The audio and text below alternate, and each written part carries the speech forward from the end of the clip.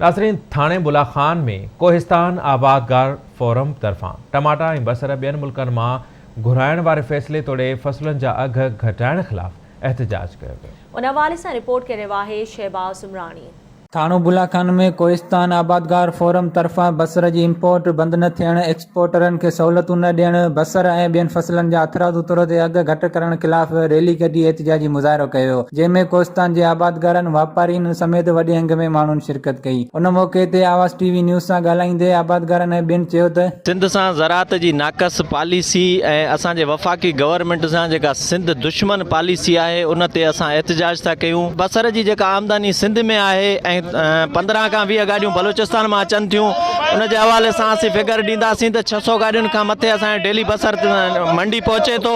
जॾहिं असांजो एक्सपोर्टरनि सां राब्तो थियो त उहे चवनि था त असांखे वक़्त ते कंटेनर नथा मिलनि ऐं जहाज़ नथा मिलनि। असां बसर जेको ख़रीद कयो आहे अॼु खां हफ़्तो पहिरें, उन लाइ बि असांखे सहूलियतूं कोन्हनि। कोहिस्तान में पाणी जी तमामु घणी खोट आहे, तमामु असांजो पुठिते पहले इलाइक़ो आहे, उते सिर्फ़ु बसर जी पैदावार थिए थी। अफ़सोस सदाईं कोहिस्तानी बसर जो अघु घटाए वियो आहे ऐं सदाईं कोहिस्तानी आबादगारनि सां ज़ुल्म कयो वियो आहे।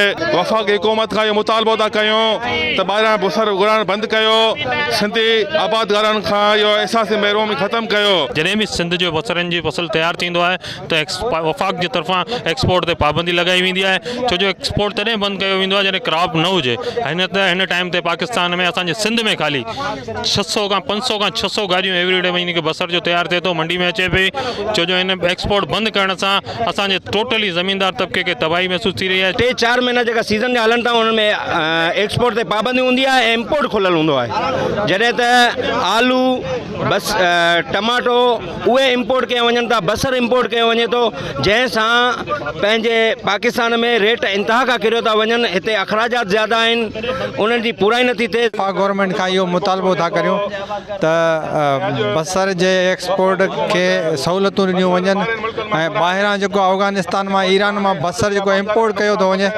उनखे तमामु जल्द खां जल्द उनखे घुराइण बंदि कयो वञे। कोहिस्तान में पूरी सिंध में वॾे में वॾो फसल हींअर बसर जो आहे। जेकॾहिं एक्सपोर्ट हिते जो बसर न कयो वेंदो ऐं ॿाहिरां घुरायो वेंदो त केॾो उन्हनि ज़मीनदारनि खे ऐं उन्हनि हारियुनि खे, उन्हनि वापारियुनि खे नुक़सानु रसंदो। इन प्लेटफॉर्म तां इहो मुतालबो था कयूं त ॿाहिरां बसर घुराइण बंदि कयो वञे ऐं हिते जो जेको बसर आहे उहो ॿाहिरि एक्सपोर्ट कयो वञे। तव्हां मुज़ाहिरीन जा वीचार ॿुधा। हुननि जो चवणु आहे त वफ़ाक़ी हुकूमत हथ वठी सिंध जे आबादगारनि खे नुक़सानु पहुचाए रही आहे। सिंध में बसर लहणु शुरू थियो आहे त बसर मोकिलण ते रंडकूं वधियूं पियूं वञनि। हुननि चयो त असांजा मुतालबा पूरा कया वञनि, ॿी सूरत में एहतिजाज जो दाइरो वधायो वेंदो। कैमरामैन GD कोहिस्तानी सां गॾु शहबाज़ उमरानी, आवाज़ टीवी न्यूज़, थाणो बुलाखान।